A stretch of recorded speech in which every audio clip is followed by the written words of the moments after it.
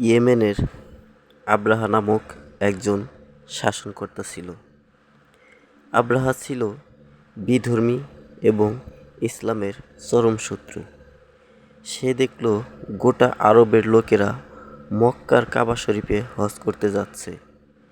এই বিষয়টি আব্রাহার ভালো লাগছিল না। বিষয়টি তার মোটেও পছন্দ হলো না। তার ইচ্ছে হলো মক্কার পরিবর্তে সবাই আমাদের দেশে হজ করতে আসুক। আব্রাহার মনে এরকমটাই ইচ্ছে ছিল। আর এই লক্ষ্য বাস্তবায়নের জন্য আব্রাহা ভাবল, কাবা গৃহের মতো করে আমাদের এখানেই একটি উচ্চ মর্যাদা সম্পন্ন কৃত্রিম কাবা নির্মাণ করব। তাতে বিনোদন ও সব ধরনের আনন্দ ফুর্তি করার উপকরণ থাকবে, আর তা হবে উচ্চ জাঁকজমকপূর্ণ। তাহলে মানুষ মক্কার সাদাসিধে ওই কাবার দিকে না গিয়ে আমাদের মূল্যবান পাথরে সজ্জিত এই কৃত্রিম কাবার দিকে ছুটে আসবে। এতে মক্কার হজ পর্বও বন্ধ হয়ে যাবে আর মানুষজন আমাদের কৃত্রিম কাবার দিকে ছুটে আসবে। কৃত্রিম কাবা নির্মাণের উদ্দেশ্যে ইয়েমেনের রাজধানী সানোয়ায় একটি কৃত্রিম কাবার ভিত্তি স্থাপন করল। সেখানে সে মন খুলে টাকা পয়সা ব্যয় করে কৃত্রিম কাবা প্রস্তুত করল।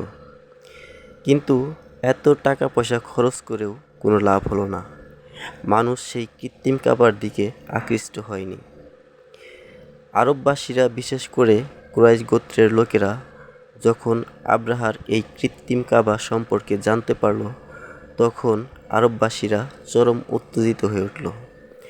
একজন তো ঘৃণা করে কৃত্রিম কাবায় গিয়ে মলত্যাগ করল, আবার কারো কারো মতে আরবের একজন লোক আগুন জ্বালিয়েছিল। একসময় সেই আগুনের একটি ফুলকি বাতাসের সঙ্গে উড়ে গিয়ে কৃত্রিম কাবায় পড়ল, আর তাতে আগুন লেগে গেল আব্রাহার ওই কৃত্রিম কাবা। এতে আব্রাহা রাগান্বিত হয়ে আরব দেশের কাবা শরীফকে ধ্বংস করার পরিকল্পনা করলেন। তারা ভাবল, আরব দেশের কাবা শরীফকে ধ্বংস করে ধূলিসাৎ করে দেব। তারা আরব দেশের কাবা শরীফকে ভেঙে ফেলার জন্য বিপুল সংখ্যক হাতি এবং সেনা সৈন্যদের নিয়ে বাস্তবেই কাবা শরীফকে ধ্বংস করার উদ্দেশ্যে বের হয়েছিল। তারা আরব দেশের সীমান্ত অতিক্রম করে আরব দেশের ভিতরে ঢুকে পড়ল এবং সীমান্তের কাছে একটা এলাকায় যুদ্ধ করে। আর সেই যুদ্ধে আব্রাহার দল জয়ী হয়।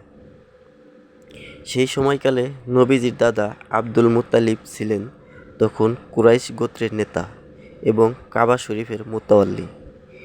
তিনি যুদ্ধের সংবাদ জানতে পারলেন এবং তিনি আরও জানতে পারলেন যে আব্রাহার দল আরব দেশে ঢুকে একটি এলাকায় যুদ্ধ চালিয়েছে এবং সেই যুদ্ধে আব্রাহার দল জয়ী হয়েছে।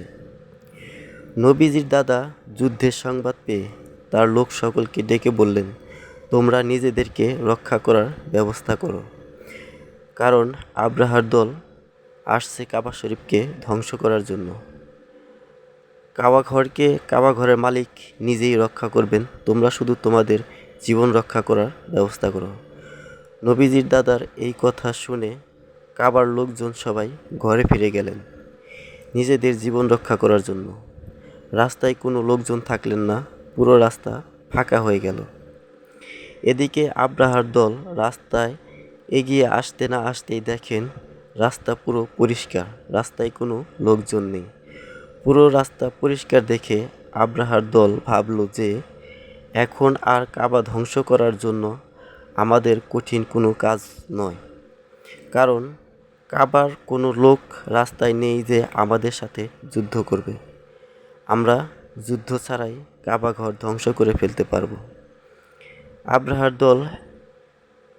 আব্রাহার দল এমনটা ভেবে কাবার নিকটবর্তী পৌঁছাতে লাগলো।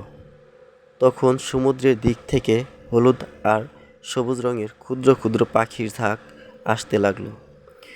প্রতিটি পাখির ঠোঁটে ও পাঞ্জায় ক্ষুদ্র ক্ষুদ্র কঙ্কর পাথর ছিল। ওই পাখিগুলো আব্রাহার দলের সেনা সৈন্যদের উপর কঙ্কর পাথরগুলো বৃষ্টি বর্ষণ করার মতো বর্ষণ করতে লাগলো। আল্লাহ তাআলা কঙ্কর জাতীয় সেই পাথরগুলো বন্দুকের গুলির চেয়েও বেশি স্পিড বাড়িয়ে দেন।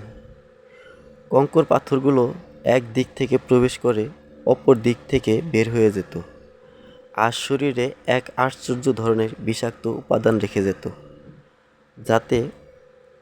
তাতে অনেক সেনা সৈন্য ঘটনাস্থলে প্রাণ হারায়, আর যারা পালিয়ে যায় তারা মহাকষ্ট ভোগ করে মৃত্যু মুখে পতিত হয়। এই ঘটনার বিশেষ গায়েবী ইঙ্গিত হলো আল্লাহ তাআলা যেমন অলৌকিকভাবে পবিত্র কাবা ঘর হেফাজত করেছেন, ঠিক তেমনি পবিত্র কাবা ঘরের সবচেয়ে পবিত্র মুতাওয়াল্লি এবং সবচেয়ে বড় পয়গাম্বরের হেফাজতও তিনি ঠিক সেভাবেই করবেন। তাছাড়া তিনি খ্রিস্টান বা অন্য কোনো ধর্মনায়কদের কাবা এবং কাবার সত্য সেবকদের ওলটপালট করার কোনো সুযোগ দেবেন না। পবিত্র কোরআন এর সূরা